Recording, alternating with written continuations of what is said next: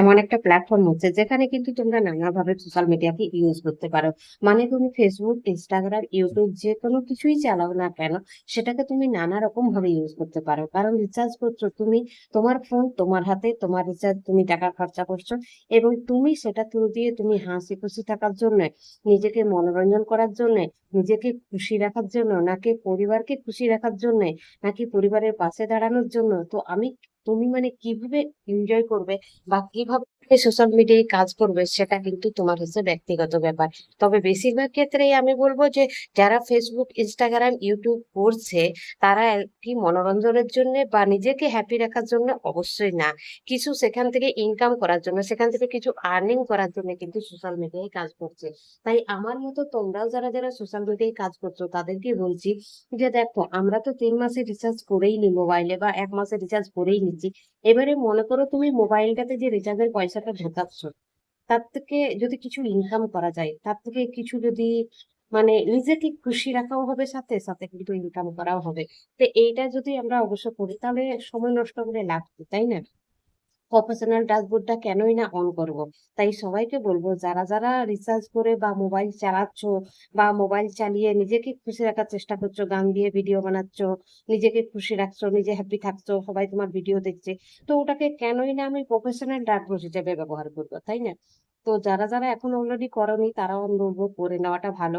দেখো, কম বেশি ছোট বড় সবাই হতে পারে, সবারই হয়। এক বেগ যে তোমার আর্নিং করা শুরু হয়ে যাবে সেটাও কিন্তু না, একদমই না। ঠিক আছে, ধীরে ধীরে ছোট থেকেই কিন্তু বড় হওয়া যায়। আর একদিন ছোট ছোট হতে হতেই কিন্তু একদিন বড়তে পরিণত হয় সেটা, তাই না? হয়তো কারো 6 মাস লাগবে, হয়তো কারো 6 বছরও লেগে যেতে পারে, কিন্তু হবে, এটা জেনে রাখবে। নিজেকে ভরসা রাখতে হবে, নিজের উপর ট্যালেন্ট রাখতে হবে, নিজেকে সবসময় নিজের প্রতি আত্মবিশ্বাস রাখতে হবে যে হ্যাঁ, আমি এখান থেকে কিছু করব। আমি দেখো, একটা 5G মোবাইল কিনছি আমরা, 4G মোবাইল কিনছি আমরা, কেন কিনছি বলো? সেটাকে 5G মোবাইল থেকে আবার আইফোনে কেন নিয়ে যাচ্ছি? কারণ সেটা থেকে আরো কিছু বেটার পাওয়ার জন্য। তো আমি যখন ওখানে এত টাকা খরচ করব বা এত ইনভেস্ট করব, তো সেখান থেকে তো কিছু যদি আর্নিং করা যায়, তাহলে আমি কেনই বা ছাড়বো, তাই না? তো সোশ্যাল মিডিয়ায় ওয়ার্কারে যারা কাজ করতে চাও, তারা অবশ্যই সবাইকেই বলবো যে সবাই কাজ করো।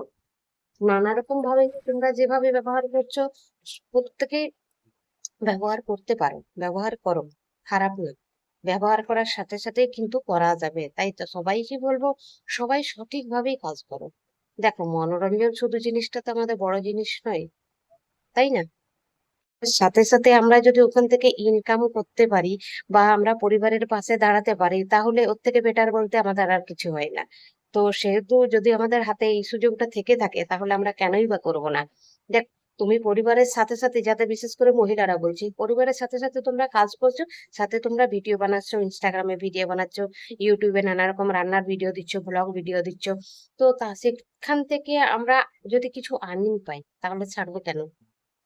তাহলে তাই সবাইকে বলছি, ভিডিও বানাচ্ছো বানাও, যে যেরকম ভাবে বানাচ্ছো বানাও, নিজেকে খুশি রাখাও হবে, নিজের মনোরঞ্জনও হবে, সাথে কিন্তু পরিবারের পাশে থাকাও হবে।